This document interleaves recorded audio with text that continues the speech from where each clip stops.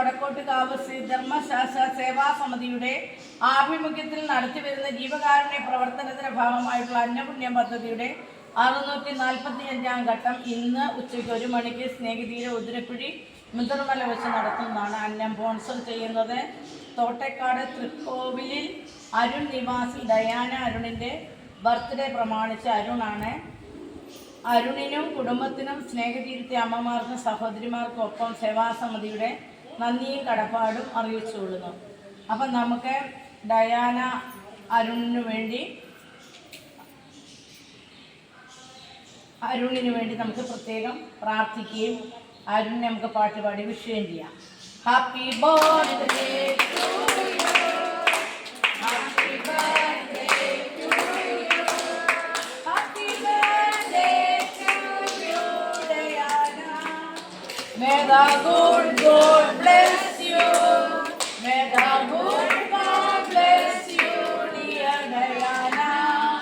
Happy long life to you, happy long life to you dear Diana. Happy birthday to you.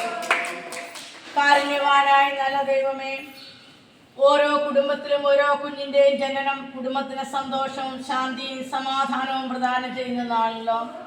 നല്ല ദൈവമേ, ഇന്ന് ഡയാനയുടെ ജന്മദിനം ആഘോഷിക്കുമ്പോൾ ആ മകൾക്ക് ജന്മദിനത്തിൻ്റെ 1000 മംഗളങ്ങൾ, പ്രാർത്ഥനകൾ, ആയുരാരോഗ്യം, എല്ലാ നന്മകളും സ്നേഹതീരം കുടുംബാംഗങ്ങളും ഒന്നാകെ ആശംസിക്കുന്നു.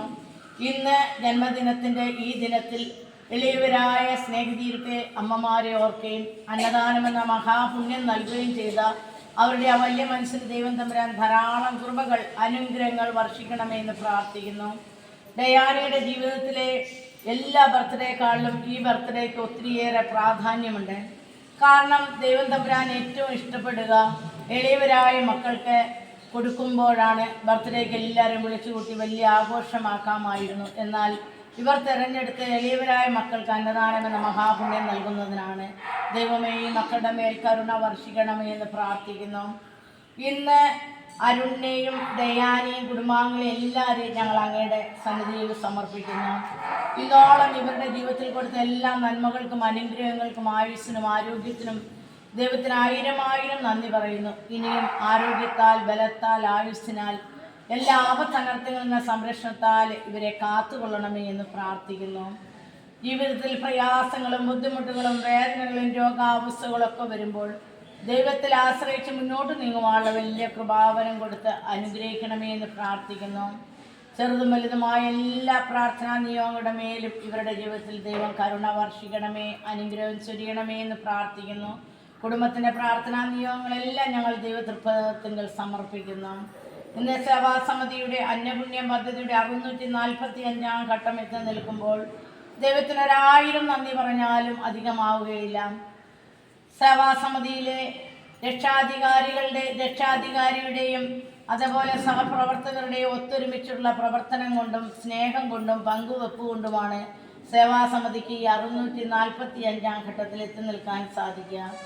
ദൈവമേ, ഇനിയും ധാരാളം സ്പോൺസേഴ്സിനെ നൽകി അവരുടെ ആ സ്നേഹത്തോടും പങ്കുവെക്കുന്ന മനോഭാവത്തോടും ത്യാഗസന്നദ്ധയോടുകൂടെ പ്രവർത്തിക്കാനുള്ള കരുതൽ ശക്തിയും കൊടുത്ത് എല്ലാവരെയും അനുഗ്രഹിക്കണമേ എന്ന് പ്രാർത്ഥിക്കുന്നു.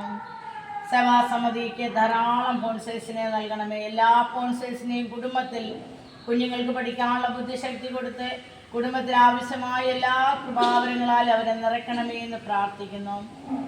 ഡയാനയുടെ, അരുണിൻ്റെയും സേവാസമിതിയുടെ എല്ലാ അംഗങ്ങളുടെയും രക്ഷാധികാരിയുടെയും സഹപ്രവർത്തകരുടെയും ചെറുതും വലുതുമായ പ്രാർത്ഥനാ നിയോഗങ്ങളെ ദൈവതൃപാദങ്ങൾ ഞങ്ങൾ സമർപ്പിക്കുന്നു. ദൈവയോടെ പ്രാർത്ഥന കേൾക്കണമേ പിതാവേ.